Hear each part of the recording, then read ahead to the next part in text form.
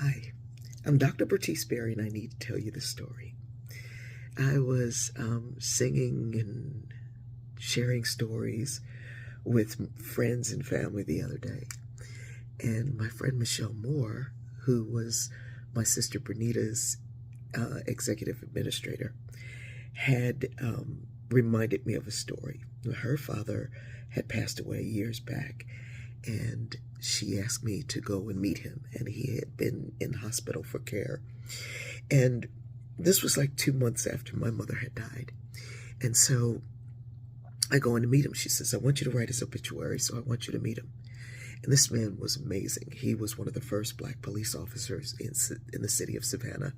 And the joke was he had fostered more kids than he arrested because he was constantly trying to keep people out of prison. So the number of foster children and children who had lived in his house, it was unreal. And he already had large biological family, but he fostered like all these kids. So he had lived this amazing life of just caring for the community. So this is actually two really, really good stories.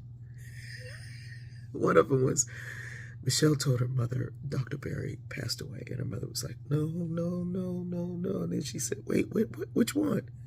So even in that, we laughed because we were always being confused. But anyway, I go to see her father, and I walk in, and I look around, and I realize I'm in the same place that I'd spent with my mother on her last days. The floodgates opened up. And I said, I'm so sorry. I'm so sorry. I'm so sorry. I don't know what's going on. I'm not here for me. I'm here for him. I'm here for Michelle. I'm so sorry. And everybody's like, it's okay. It's okay. It's okay. And then when I finally got myself together, I said, it's not about my mom. It's not about Michelle's dad. It's about the fact that I'm looking at the same people who were here when my mom was here. And you're still giving care to our families.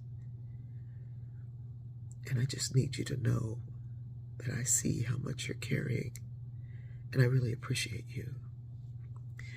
I think sometimes we go through our grief and we walk through it, and we walk past it, and we walk past someone else's, and we're into another space, and we forget the people who are carrying and keeping the stories of all the folks they care for, our folks that they care for. Those folks who, that day my mother passed away, they said, you can stay here as long as you need to. And they came and they checked on us, and they stood there and they sang with my mother and they cared for my mother. And then they went down the hall because they got another code red and cared for someone else. Is it code red? No, it's not code red, but you know what I mean. They went down the hall and they cared for someone else, and they sat with that family, and they loved them through their moment. Sometimes for me, not saying for you, for me,